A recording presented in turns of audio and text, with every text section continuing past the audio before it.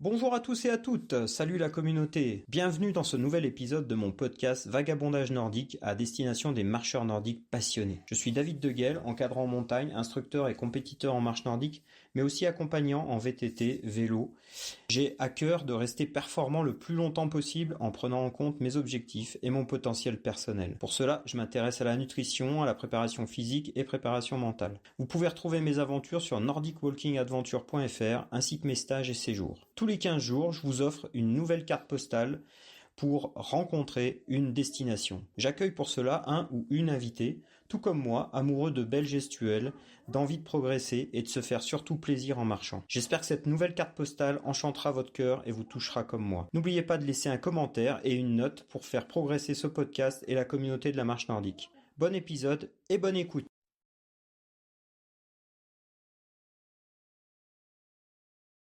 Eh bien, bonjour, bonjour à tous, bonjour la communauté, j'espère que vous allez bien. Je suis très content de vous retrouver pour ce numéro hors série qui sera, là on l'enregistre, on est au mois d'août 2023, mais il sera diffusé pour la rentrée au mois d'octobre, parce qu'il y a déjà eu un premier hors série, le coin des experts sur vagabondage nordique avec le choix des chaussures. J'ai accueilli Sébastien Talotti qui nous a vraiment décortiqué tous les critères pour bien choisir sa chaussure quand on fait de la marche nordique ou de la course à pied, mais en tout cas d'avoir des bons critères. Et puis aujourd'hui, je vais accueillir une invitée et on va échanger sur la nutrition, comment bien se nourrir aujourd'hui, qu'on soit marcheur nordique. On peut aujourd'hui être en club et être en situation des fois d'animateur, des fois même de juste participant. Et quand on pratique cette activité, on s'aperçoit que très rapidement, on s'intéresse à plein d'autres choses autour, et entre autres à la nutrition. Et je vais accueillir Swazik. Bonjour Swazik. Bonjour David, bonjour à tous les auditeurs.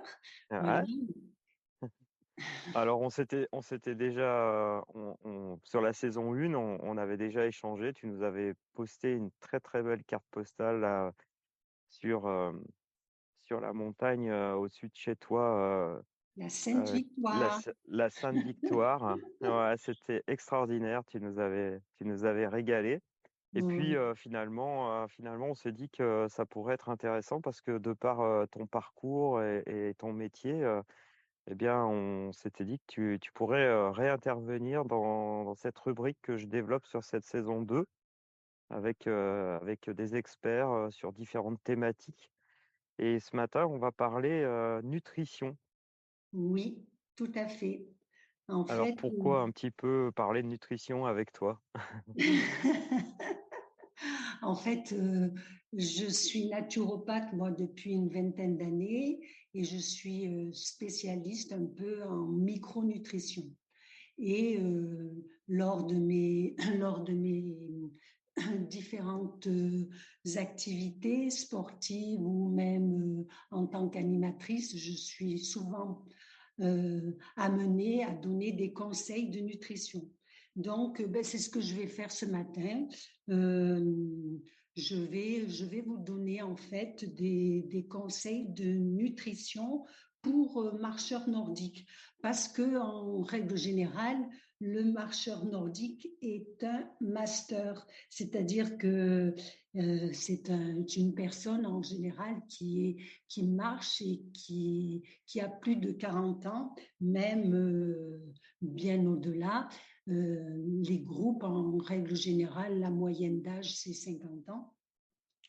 Et donc, ces marcheurs nordiques pratiquent un sport pour rester en bonne santé, perdre du poids, retrouver ou conserver une bonne condition physique, euh, et puis pour avoir un bien-être aussi psychologique, pour garder un goût pour l'effort, pour bouger, pour rencontrer. Mais néanmoins, avec le vieillissement de l'organisme,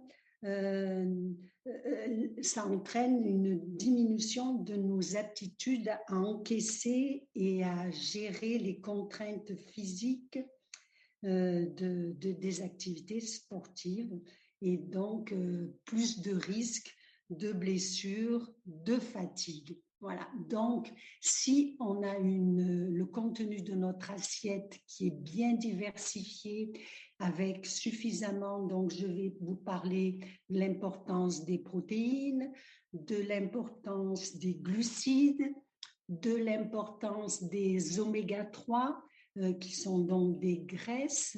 Et les oméga 3, il faut savoir que c'est les pompiers de notre organisme, c'est-à-dire qu'ils vont éteindre le petit feu qui est en train de couver dû à une inflammation dans notre organisme. Donc, l'importance des oméga 3, je vais vous parler des antioxydants et puis de l'équilibre acido-basique de l'organisme pour éviter que notre organisme subisse des inflammations, et puis de la récupération et de l'hydratation. Voilà.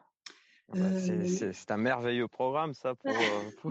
C'est un sacré, c'est un sacré petit déjeuner là que tu nous offres.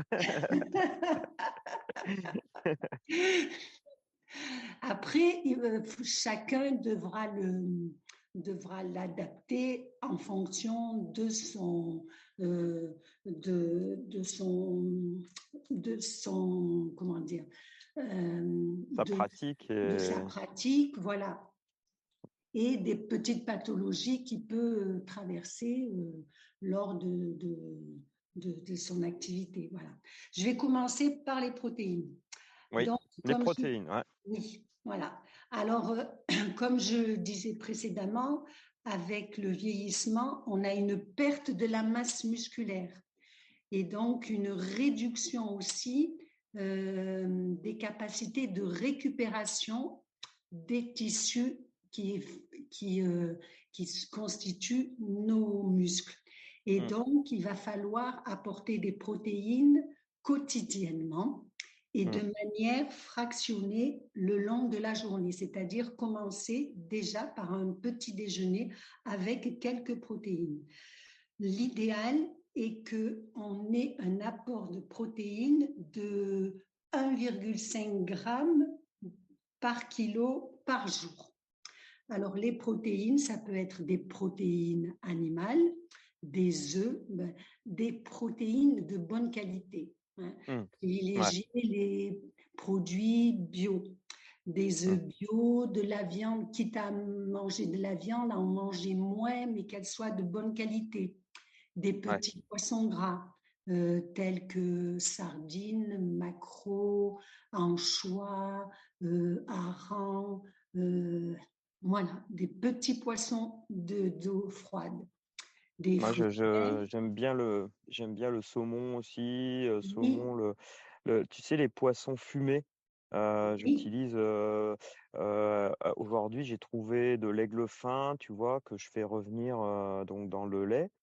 Et puis, du coup, je mange ça le matin avec des petites pommes de terre, des petites choses comme ça, tu vois, froid. Oui. Et ça, c'est super agréable de pouvoir attaquer la journée avec ce type de petit déjeuner, quoi. Ouais. Oui, tout à fait. Ça peut être aussi des protéines végétales. Oui. Donc, de diversifier en mangeant aussi des noix, des amandes, tous les légumineux, les lentilles, pois chiches, pois cassés, le quinoa aussi, riche en protéines. Donc, Oui, tout à fait. Oui. Donc, c'est important de pouvoir, et puis très riche en fer aussi. Pour les personnes qui ont un déficit en fer, c'est très intéressant. Le sarrasin aussi, qui est très intéressant comme aliment. Et en plus, il ne contient aucun gluten. Et quelquefois, le gluten peut entraîner des problèmes intestinaux parce que le gluten, ça veut dire colle et la colle, elle peut endommager les intestins et entraîner euh, un intestin avec poreux, qui est poreux. Ouais, Voilà. ouais, ouais. Moi, Donc, je me fais des petits desserts à base de quinoa, à base, tu vois, de tapioca aussi, de sarrasin aussi, tu vois. Un oui, peu comme du oui, riz au lait, quoi, mais je mets du oui, sarrasin à la place, tu vois. oui, oui, Le matin, t'as ça dans ton frigo, hop, tu manges ça, c'est super agréable, oui, quoi. Mm. c'est très, voilà. Donc, au niveau des protéines, voilà, moi, c'est ce que je voulais vous conseiller. Et c'est bien que tu puisses l'illustrer avec tes petits déjeuners. Moi, mon petit déjeuner, c'est souvent des œufs à la coque avec Mm. des amandes, des noisettes, de la purée d'amandes sur une tranche de pain au petit épeautre. Voilà, c'est en règle générale, voilà, c'est mon petit déjeuner. Ouais. Après, l'importance aussi des glucides. Oui. Les glucides sont très importants et en fait, l'entraînement avec des réserves insuffisantes de glycogène, c'est-à-dire une réserve de glucose, Mm. et si on n'en prend pas dans son alimentation, ça peut entraîner une hypoglycémie à l'effort et donc on ne peut plus avancer. Et Bah ouais. puis un stress énergétique pour le muscle. Et quand le muscle est en état de stress, il libère dans le sang, alors c'est le mot que vous ne connaissez peut-être pas, ça s'appelle des cytokines pro-inflammatoires. Et ces cytokines pro-inflammatoires vont entraîner des inflammations diverses, des courbatures, des douleurs musculaires, des tendinites, en fait des inflammations, des douleurs articulaires, en fait, c'est parce que le muscle est en état de stress et que on n'a pas assez de glucose, absorbé de glucose avant notre activité physique. Donc l'idéal, bon, il faut apporter le glucose en fonction de son activité physique. C'est-à-dire si on fait une longue marche de 14 km en marche nordique, eh ben, on Mm. va apporter au minimum 7 grammes de glucose par kilo par jour. Et où est-ce qu'on le trouve alors? C'est dans quel Alors, type le d'aliments? glucose, en fait, il y a beaucoup d'aliments qui contiennent du glucose. C'est les glucides à libération lente, c'est-à-dire le riz, les pâtes et les pommes de terre, Mhm. tous les fruits secs. En fait, c'est le riz, les pâtes et les pommes de terre contiennent le glucose nécessaire pour ce, cet apport glucidique. Voilà. Je ne parle pas des glucides rapides, Ouais. c'est-à-dire de tout ce qu'on peut rajouter, le sucre, le miel. On peut dire que c'est des sucres rapides et qui vont favoriser l'hypoglycémie. Ah oui. C'est-à-dire qu'ils vont donner un coup de fouet, on va se sentir, on va avoir, voilà, on va se sentir très vite performant, enfin, même si on ne cherche pas la performance quand on fait la marche nordique quelquefois, mais ensuite l'hypoglycémie va arriver encore plus vite parce que on va très vite absorber le sucre et voilà. Donc c'est des sucres à absorption lente, c'est-à-dire tous les féculents. Ouais. D'accord? Ouais. Voilà. Tout à fait. Ensuite, donc, ça, c'est pareil, comme on le disait tout à l'heure pour les protéines, c'est à introduire dès le petit déjeuner, c'est tout le long de la journée, comme tu parlais de manger du quinoa, de manger, en fait, voilà, dès le petit déjeuner, on mange tous du pain avec des bonnes céréales complètes, c'est-à-dire qui ont tous leurs nutriments. Si on mange du pain blanc, en fait, c'est du pain qui est très riche en sucre rapide. C'est comme si on mangeait presque des morceaux de sucre. Il faut prendre un pain avec des céréales complètes qui vont avoir une absorption plus lente dans l'organisme. Voilà. Donc, au niveau des glucides, et ensuite, très important, les graisses.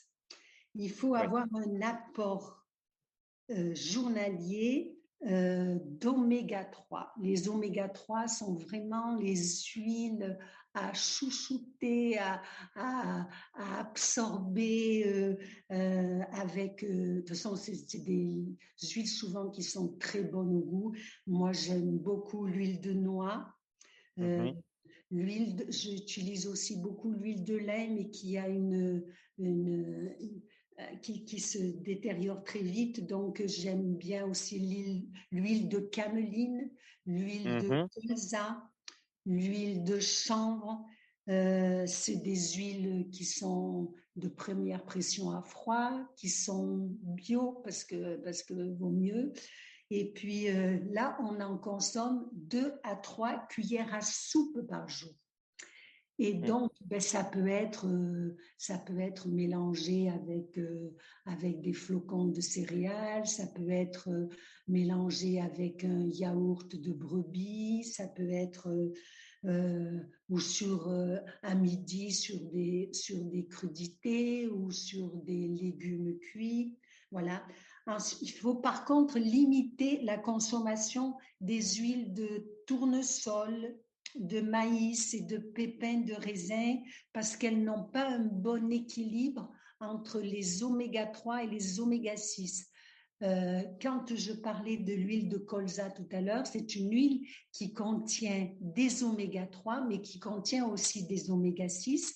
Mais l'équilibre entre les deux est très intéressant. Que par exemple, ces huiles que je viens de citer, l'équilibre entre les deux, et il y a beaucoup plus d'oméga 6 que d'oméga 3.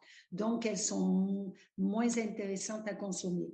Et puis, il y a une huile, moi qui habite en Provence, une huile qui... J'allais te poser la question. Hein.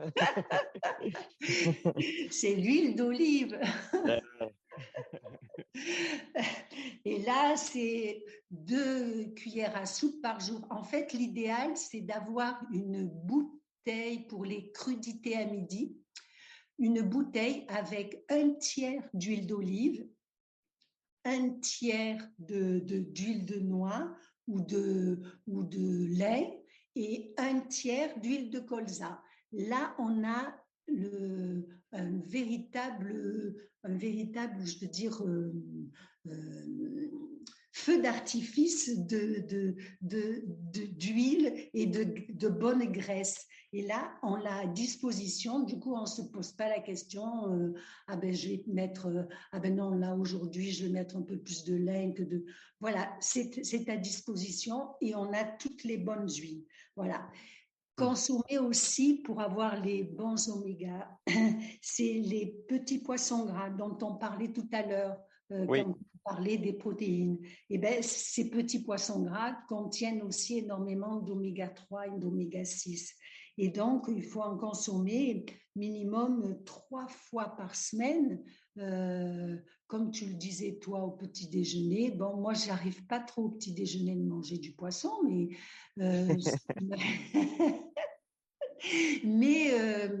mais au repas de midi et le soir, quand j'ai fait une sortie en marche nordique, j'en mange avec plaisir. Voilà.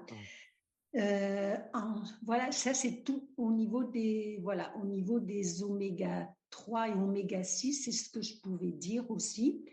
Donc, ça permet de construire un peu, comment dire, l'assiette idéale ou le petit bol idéal dès le petit déjeuner, ensuite au repas de midi.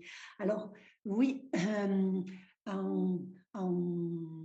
J'ai parlé des protéines, j'ai parlé des glucides, j'ai parlé Mmh. du lait. Je vais maintenant parler des légumes et des fruits qui Mmh. vont apporter des antioxydants, qui vont mettre de la couleur dans notre assiette ou dans notre bol.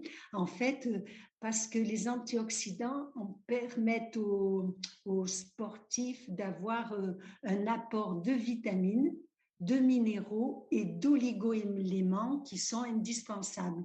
Donc, on va manger tous les légumes.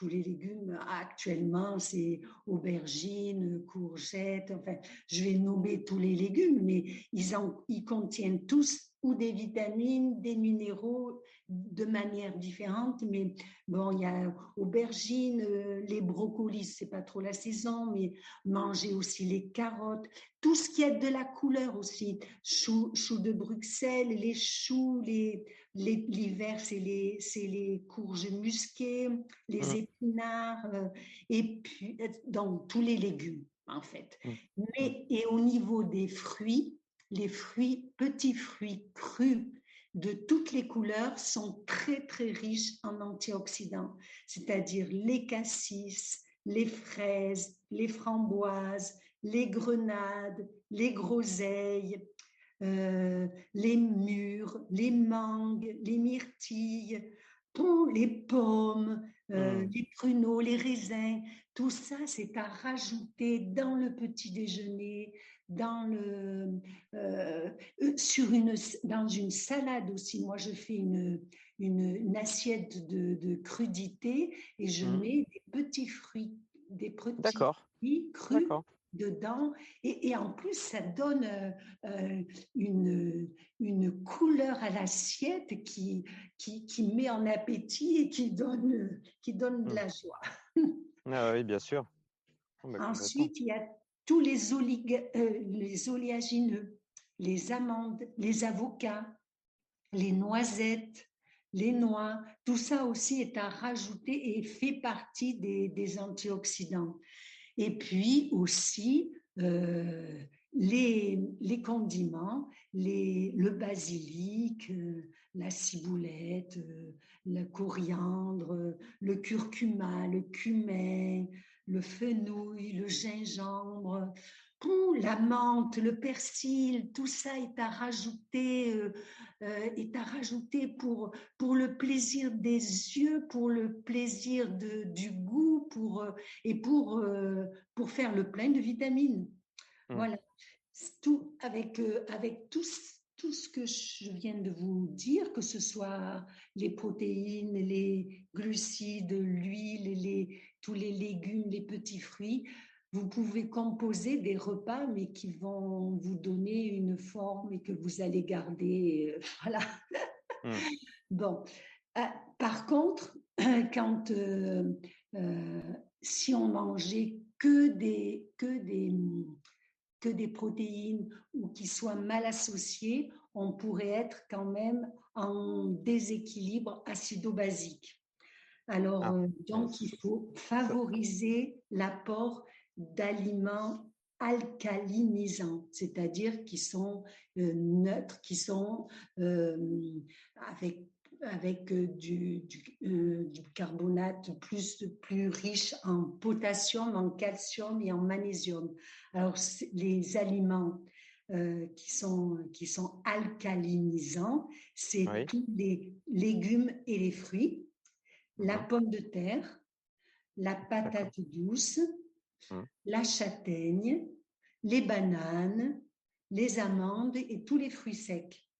Ouais. À côté de ça, il y a les aliments acides. Bon, les aliments acides, c'est facile de savoir lesquels ils sont, rien qu'au goût, tous les agrumes, les citrons, la tomate, la rhubarbe, certains jus de fruits, le vinaigre, la moutarde, les cornichons sont très acides aussi.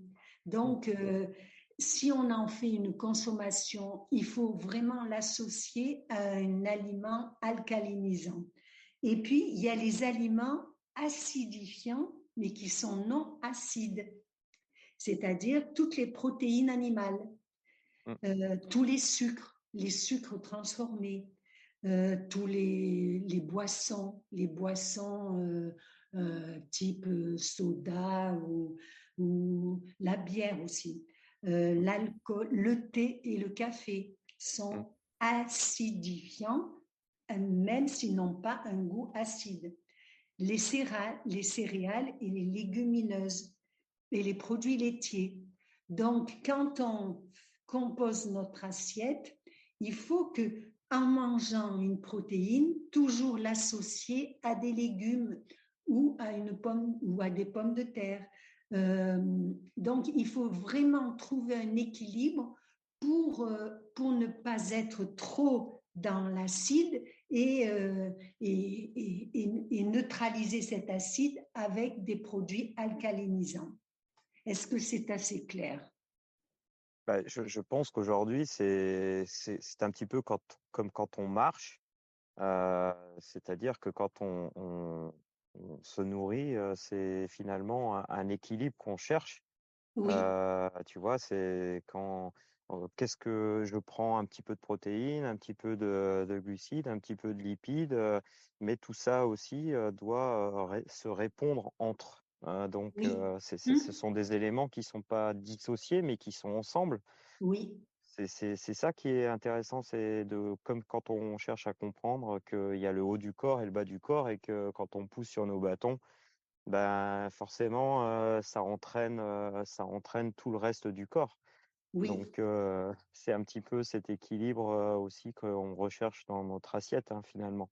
Je sais oui, pas tout si je à fait. peux Oui, traduire oui, ça comme ça, oui, oui, mais oui, en tout oui, cas, moi, c'est comme ça que j'aborde les choses quand je prépare mes repas.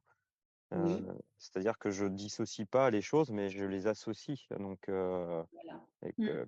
comme tu disais, c'est-à-dire Oui, faut qu'il y ait une diversité de couleurs, mais il faut que les aliments se répondent les uns aux autres aussi, quoi, finalement. voilà.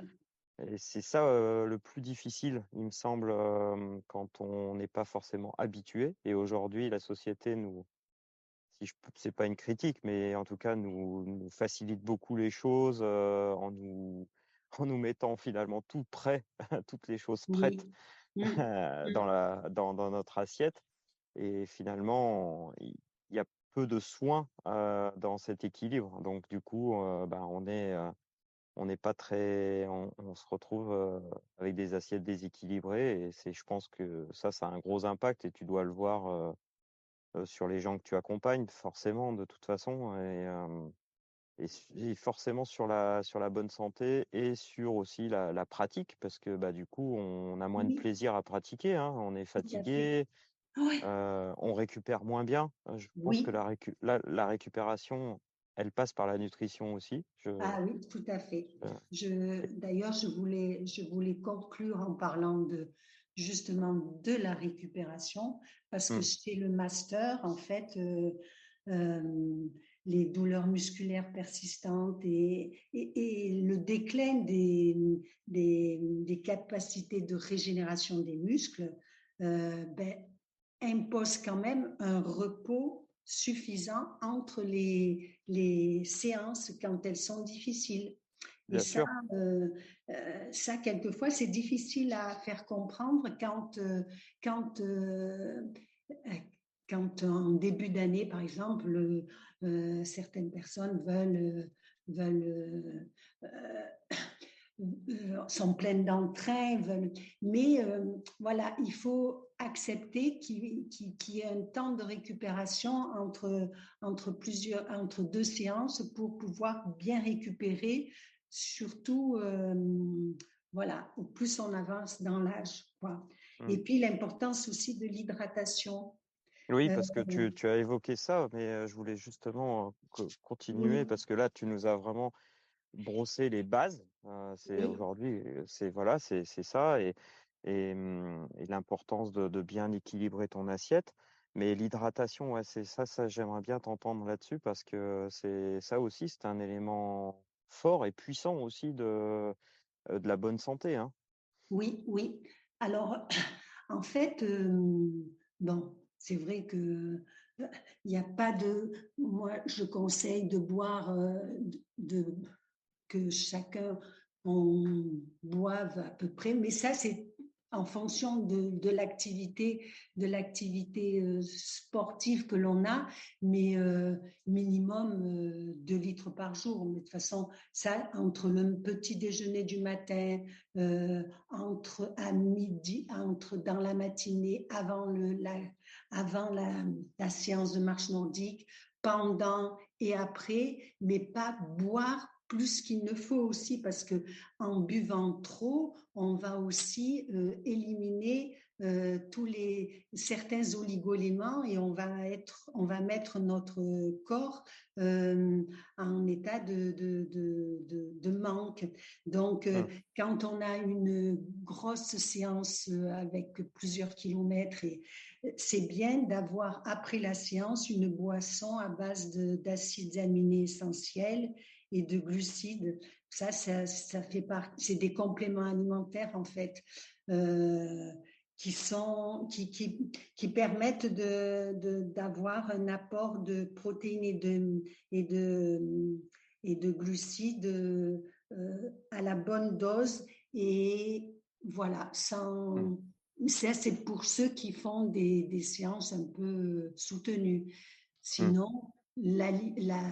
l'hydratation avec de l'eau, quelquefois un peu une ampoule de sérum de Quinton dedans pour apporter certains oligo-éléments qui manqueraient.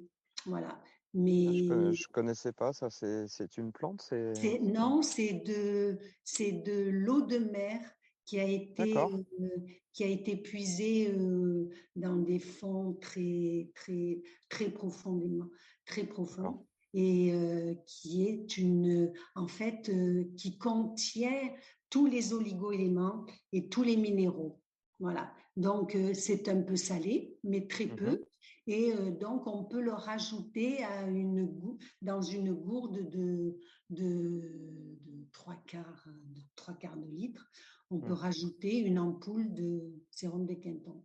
Voilà. D'accord. Ouais, Voilà parce ce que que moi, je peux. tu vois, moi, j'utilise des sels différents, tu vois, le sel d'Himalaya, le sel de mer. Enfin, j'essaye de varier les types de Oui, sels avec leur type d'origine, parce que c'est vrai oui, qu'ils n'ont pas les mêmes apports en micronutriments, en fait. oui, Et c'est vrai oui, que je sèle un petit peu, tu vois. Je sèle pas à la cuisson, par exemple, mais je sèle après quand dans mon assiette en fonction oui, d'eux. oui. Et puis chacun sale en fonction de de sa préférence, quoi, tu vois. Mais du coup, on a plusieurs sels variés et puis des fois, je le mélange, tu vois, avec des petites herbes, des choses Ah comme oui, ça. oui, oui. Ça, c'est toujours intéressant Oui, d'avoir des sels différents, quoi. Il me semblait oui, c'était oui. important, quoi. Mm. Mhm. Ça, c'est tout à fait intéressant. Euh, et tu évoquais encore donc un autre élément que tu voulais aborder, c'est les acides, c'est ça, c'est les acides aminés, enfin toutes des choses comme ça. Moi, j'aimerais bien aussi t'entendre là-dessus, autre que l'hydratation, mais est-ce que tu as des éléments là-dessus peut-être à nous apporter ou Euh, euh, pas forcément, Pas mais tu forcément, sais, non, parce qu'ils sont présents dans tout ce que je viens de dire, en fait. ouais, ouais. Il y a une chose que on a déjà évoquée ensemble, hein, parce qu'on se connaît bien, Swazik, et Oui, t'as suivi certains stages que j'avais faits, et puis oui, on s'est beaucoup croisés, on se croise oui. encore beaucoup et on échange.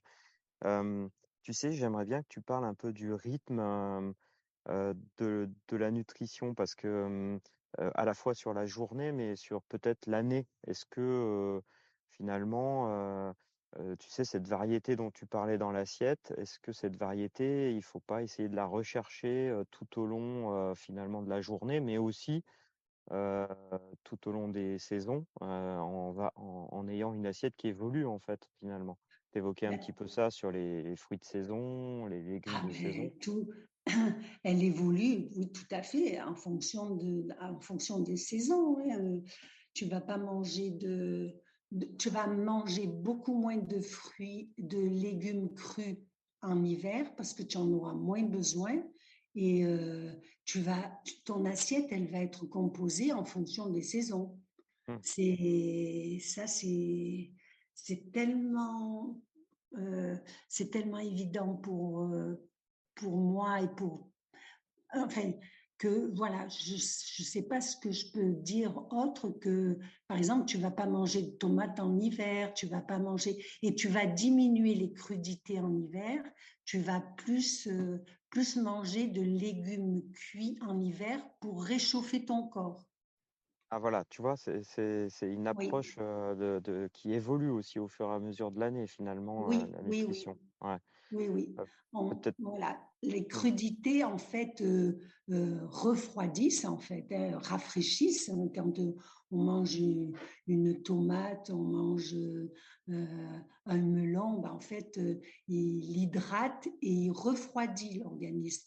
Or, l'hiver, tu vas chercher à réchauffer cet organisme, c'est-à-dire que tu vas manger beaucoup moins de crudités, à part des petits fruits, des petits fruits, je vais manger des framboises, mais ça ne va pas refroidir ton corps.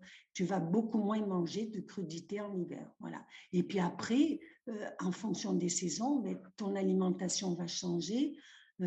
Parce que tu n'auras pas certains légumes l'hiver et tu les auras l'été et inversement. Ça, Ouais. c'est. Voilà.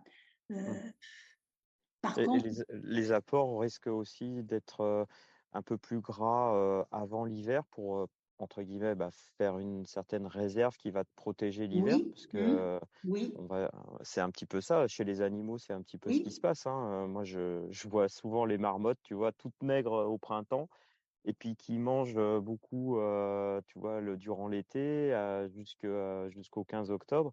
Et après, elles vont rentrer en hibernation, mais finalement, elles ont fait du gras, elles ont oui. fait Mm. pour passer l'hiver. Donc, je Oui, pense que si aujourd'hui ça fonctionne chez les animaux, il y a aussi peut-être ce genre d'approche aussi dont il faut être sensible, je pense, oui. par Mais, rapport à l'hiver, par exemple, tu vois. Mm. mais notre organisme en tant qu'humain fait ses réserves à l'automne. C'est-à-dire que souvent, c'est inconscient, je pense. Ça vient de nos ancêtres et tout. En Mm. fait, l'organisme stocke. C'est-à-dire que souvent, il y a une prise de poids à l'automne en prévision de l'hiver. Même qu'on D'ac- n'en soit pas conscient, en fait, on a peut-être plus d'appétit à l'automne, plus pour faire des réserves. Et puis, inversement, au printemps, l'organisme se met un peu, et d'ailleurs, il y a au niveau de la médecine chinoise et tout, il y a beaucoup il y a les cures de printemps pour nettoyer l'organisme. Et c'est vrai qu'au printemps, l'organisme se met un peu en état de détox. mm, On a, mm, la faim est moins importante et donc on est en train au printemps, on peut perdre du poids parce que l'appétit est différent. mm. Voilà. Ouais, C'est- ça, c'est important, tu vois, parce que souvent, j'entends des gens, ils me disent, ah, bah, je veux perdre 10 kilos. Mais je leur dis, mais bah, finalement, ce qu'il faut imaginer, c'est que ton poids, il varie tout au long de la saison, tout au Oui, long de l'année. oui. Et donc, 10 kilos, c'est pas, c'est quelque chose qui va se passer sur plusieurs années, en fait, Oui, finalement, tu bien vois, sûr. parce que, Ouais, et je trouve que ça, c'est un discours qu'il faut aussi faire passer, c'est-à-dire que la perte de poids, c'est pas comme ça instantané sur 2, 3 mois. oui, On va oui, perdre 5 kilos, mais finalement, ton corps, lui, il a besoin de prendre des fois un peu de poids, un peu d'en oui, perdre, de se oui, détoxifier, finalement, tu vois. Et donc, je pense que beaucoup de gens l'oublient, et en tout cas l'ont oublié, et on nous l'a fait oublier finalement. oui. Mais notre poids, il varie finalement, donc on fait jamais le même poids finalement. Non, non, non. Non, et puis une perte de poids, ça s'accompagne. Ça s'accompagne parce que euh, au niveau psychologique aussi, perdre du poids, et puis au niveau des réserves d'oligo-éléments, de minéraux, perdre du poids, c'est pas rien, ça s'accompagne, sinon le corps, de toute façon, à un moment donné, il dit stop, et puis et donc, non, ça s'accompagne par un professionnel. Les Mm. grosses pertes de poids, ça Bien s'accompagne. sûr, bien sûr. On ne peut pas le Ap- faire comme ça. C'est En, voilà. en tout cas, à mon sens, un équilibre comme l'évoques aujourd'hui, en termes de nutrition, avec une pratique régulière comme de la marche nordique, Oui, aujourd'hui permet d'avoir un bel équilibre et d'avoir une très très forte énergie. Je tout pense à que c'est fait. ça que tu évoquais Oui, en introduction, oui, c'est de dire de garder son énergie le plus longtemps oui, possible et oui, d'être en capacité à faire une pratique et en même temps d'avoir une vie épanouie et de pas être fatigué après une séance de 1 heure de marche nordique finalement et puis de mettre 4 heures pour récupérer quoi. voilà, c'est ça, tout à Mais fait. c'est tout à fait ce que je voulais faire passer et je pense que notre échange là-dessus sera, j'espère, entendu et puis commenté. Oui, Est-ce que tu voudrais rajouter quelque chose par rapport à tout ce qu'on vient d'évoquer? non, j'ai pris plaisir à y réfléchir. Ah super. Bah je sais je dirais la précision et l'approche que tu as à la fois humaine et puis je dirais énergétiquement pour accompagner et prendre en compte tous ces éléments. Donc c'est d'autant plus riche que d'échanger avec toi sur ces thématiques. Ouais, C'est gentil. Et ouais. c'était également pour moi parce que c'est vrai que durant ma pratique, je donne beaucoup de conseils et tout, mais j'ai jamais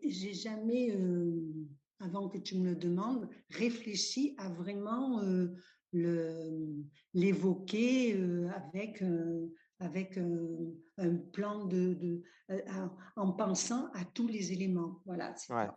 ouais, ouais. Oui.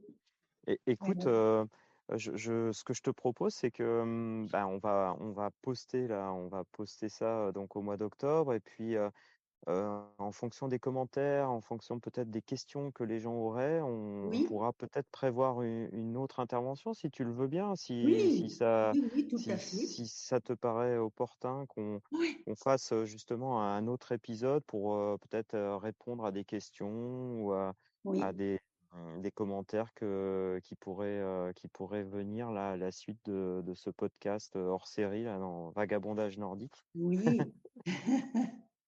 Eh ben, écoute, Swazik, je te remercie grandement pour tous ces conseils et cet éclairage sur les bases de la nutrition et de comment bien garder son énergie pour pouvoir pratiquer la marche nordique. Oui. Mais merci, merci à toi pour toute la première saison de Vagabondage. Il y a certaines vagabonds donc, Ah, que j'ai écouté avec beaucoup, beaucoup de plaisir. Je me voyais dans leur carte postale évoluer. Ça a vraiment été, j'attendais les mardis ouais. où, où le podcast était édité pour vraiment... ah oui, ça a été vraiment de bons moments et vraiment merci David de cette initiative. Bah, merci à toi de participer comme ça, à la fois en ayant une belle carte postale que tu nous as postée, et puis aussi bah, pour ce hors-série là qu'on a fait ensemble.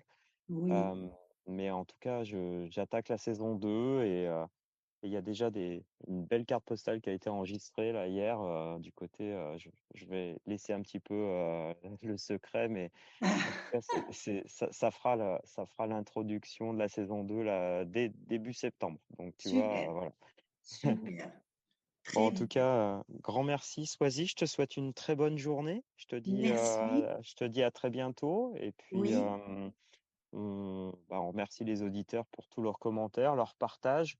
N'hésitez pas à mettre des petites notes sur vos applis là, d'écoute, parce que c'est comme ça aussi que ça permet de faire connaître de plus en plus le podcast Vagabondage nordique que j'anime avec tous les invités et toutes les personnes qui sont de cette communauté de marcheurs et qui est très très variée et très riche. Et je suis de plus en plus, je dirais, euh, excité de rencontrer de nouveaux marcheurs et marcheuses nordiques. Donc voilà, écoute, je te souhaite à très bientôt, bonne fin oui, d'été, oui. et puis on se dit à bientôt. À Bonne fin de journée. bientôt. Au Au revoir, revoir, Swazik. David, et merci beaucoup. Merci à tous. À bientôt. À bientôt.